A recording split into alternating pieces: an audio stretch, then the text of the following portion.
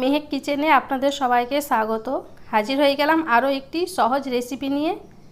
আজকে আপনাদের আমি পারফেক্ট সফট ছানা বানিয়ে দেখাবো। আর এই রকম সফট ছানার জন্য আপনারা অনেকেই আমাকে বলেছিলেন যে কিভাবে সফট ছানা বানানো যায়, তাই আমি আপনাদের জন্য এই সফট ছানা রেসিপিটি নিয়ে এসেছি।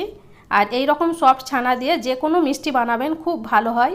রসগোল্লা, রসমালাই, যে কোনো মিষ্টি বানিয়ে নিতে পারেন, খুব ভালো হয়। আসুন তাহলে দেখে নেন আমি কিভাবে এই সফট ছানাটা বানাচ্ছি।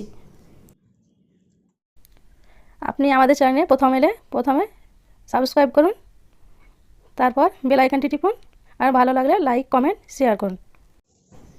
প্রথমে আমি চুলোটাকে ধরিয়ে একটা কড়াই বসিয়ে দিচ্ছি। এখানে আমি আমলের দুধ নিয়েছি, যে ফুল ফ্যাট দুধ হয় সেই দুধটা আমি এখানে 1 লিটার নিয়েছি। আপনারা যদি গরুর দুধ নেন তাহলে পরে অবশ্যই সরটা তুলবেন না, আর যদি তুলে নেন তাহলে পরে ছানাটা ভালো হয় না। তার জন্য বলছি যাতে মাখনটা থাকে সেইভাবে দুধটা নেবেন। যে কোনো দুধ নেন আপনারা, গরু অথবা মোষের, সেই দুধটা যাতে ফুল ফ্যাট দুধ হয়। কড়াইয়ে দুধটা দিয়ে আমি সঙ্গে সঙ্গে নাড়তে থাকবো, নাড়া বন্ধ করলে হবে না। যদি নাড়া বন্ধ করেন তাহলে পরে ওপরে সর পড়ে যাবে, তখন ছানাটা ভালো হবে না, সরটা কোনো মতে জমতে দেওয়া হবে না। আর এইভাবে নাড়তে থাকবেন, তাহলে তলেও লেগে যাবে না, ওপরেও সরটা পড়বে না। আর দুধটাকে খুব বেশি জাল করে ঘন করা যাবে না। যখনই দেখবেন একটা বলক উঠে গেছে তখনই সঙ্গে সঙ্গে নামিয়ে নিতে হবে।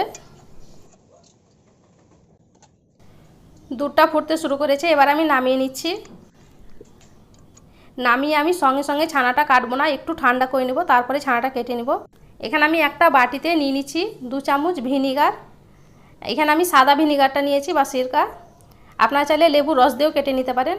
আর সম পরিমাণ দিয়ে দিচ্ছি পানি, 2 চামচ দিয়ে দিলাম পানি আর ভিনিগারটা মিশিয়ে আমি সাইডে রেখে দিচ্ছি। দুধটাকে আমি এইভাবে নেড়ে একটু ঠান্ডা করে নিচ্ছি, যাতে উপরে সরটা না জমে যায়। এইভাবে নেড়ে 3 মিনিট ঠান্ডা করে নিতে হবে দুধটা। গরম দুধে যদি ছানাটা কাটেন তাহলে পরে ছানাটা শক্ত হয়, তাই এইভাবে একটু ঠান্ডা করে নেবেন, তারপরে ছানাটা কাটবেন, দেখবেন খুব ভালো হবে, একদম সফট ছানা হয়। যে আমি ভিনিগার পানি মিশিয়ে রেখেছিলাম সেটা অল্প অল্প দিব, আর হালকা হাতে নাড়তে থাকবো। একবার আমি পানিটা দিচ্ছি না, 3 থেকে 4 বারে অল্প অল্প দিয়ে ছানাটা কেটে নিব। অল্প অল্প পানি দিয়ে এইভাবে নাড়তে হবে, দেখবেন খুব সহজেই ছানাটা কেটে যাবে।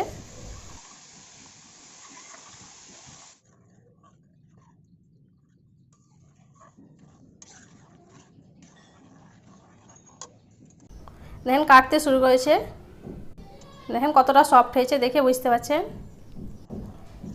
এইভাবে নাড়তে নাড়তেই দেখবেন কেটে যাবে ছানাটা।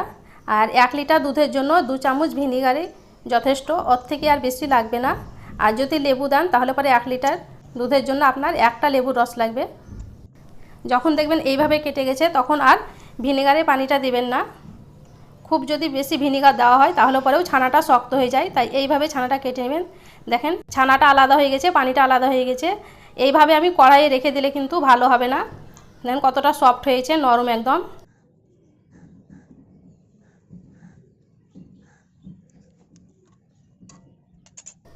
এবার আমি সঙ্গে সঙ্গে একটা কাপড়ে ছাকনার মধ্যে ছানাটাকে ছেঁকে নিচ্ছি।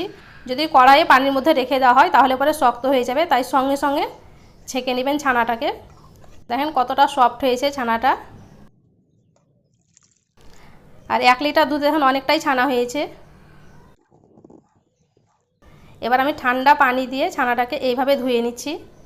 আর এইভাবে ধুয়ে নিলে পরে ছানাটা তাড়াতাড়ি ঠান্ডাও হয়ে যাবে এবং ভিনিগারের গন্ধটাও চলে যাবে, আবার টক ভাবটাও চলে যাবে। তাই এইভাবে অল্প অল্প পানি দিয়ে ছানাটাকে ধুয়ে নেবেন।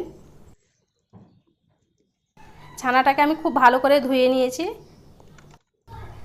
এইভাবে আমি পানিটাকে একটু চিপে নিচ্ছি, খুব বেশি চেপা যাবে না, হালকা করে চিপে নিতে হবে। অতিরিক্ত যদি চিপেন তাহলে পরেও ছানাটা ভালো হয় না, তাই হালকাভাবে চিপে এটাকে এইভাবেই রেখে দিতে হবে 30 মিনিটের জন্য।